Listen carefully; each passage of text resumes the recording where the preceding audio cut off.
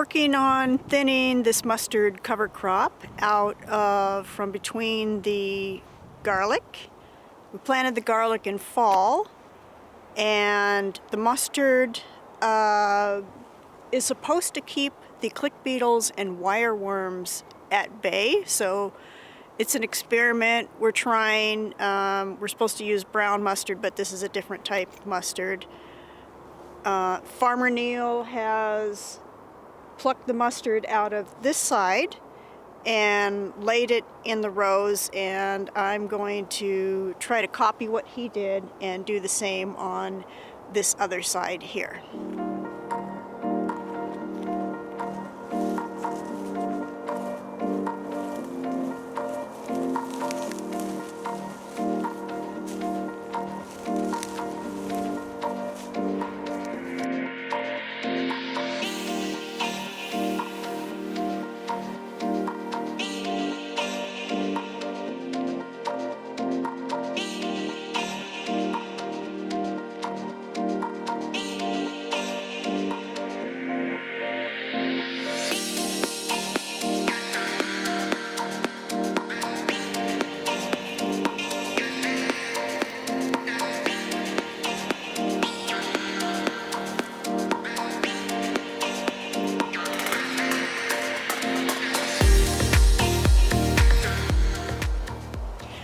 This is more difficult than I thought it would be. The mustard's very long and leggy, and it kind of lays along the ground and then goes up.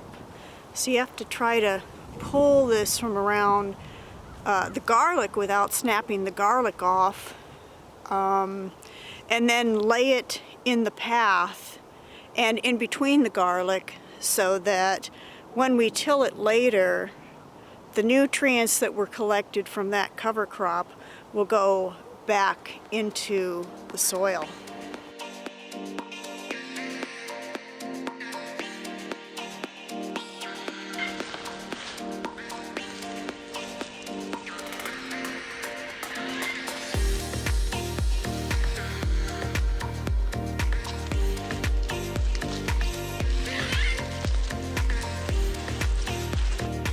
I've never done this style before, where you plant a cover crop in between and then have to pluck that out and not pluck out your crop that you're trying to grow.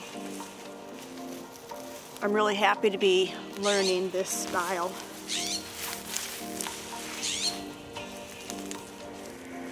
It's good to experiment on how to do things different ways.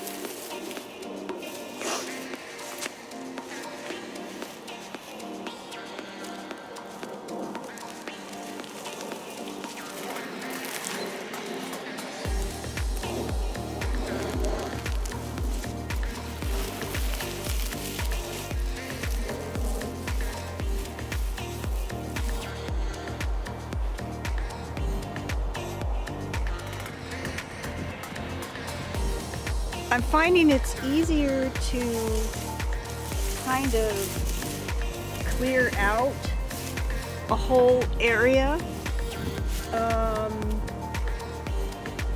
working this way, throw it into the aisle, and then after you get to a certain point that's clear, start backfilling a little bit. Otherwise, on the edge, it can get hard to tell where you're at.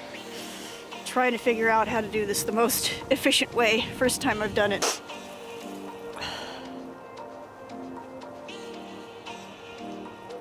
I've switched gloves. My fingers were getting very cold. It's winter, although it's very sunny out. These gloves are warmer when I use them, but it's harder to feel what you're pulling out this way.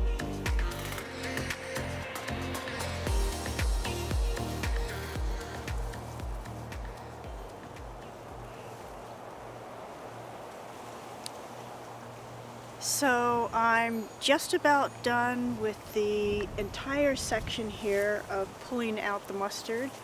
I'm just going to do this much more because we have a third partner and I want to leave her a little test patch so she can try out this method. As I went along, I went more with the method of just clearing out all the mustard, putting it in the path, and then I'm going to go back and put it in between the rows later.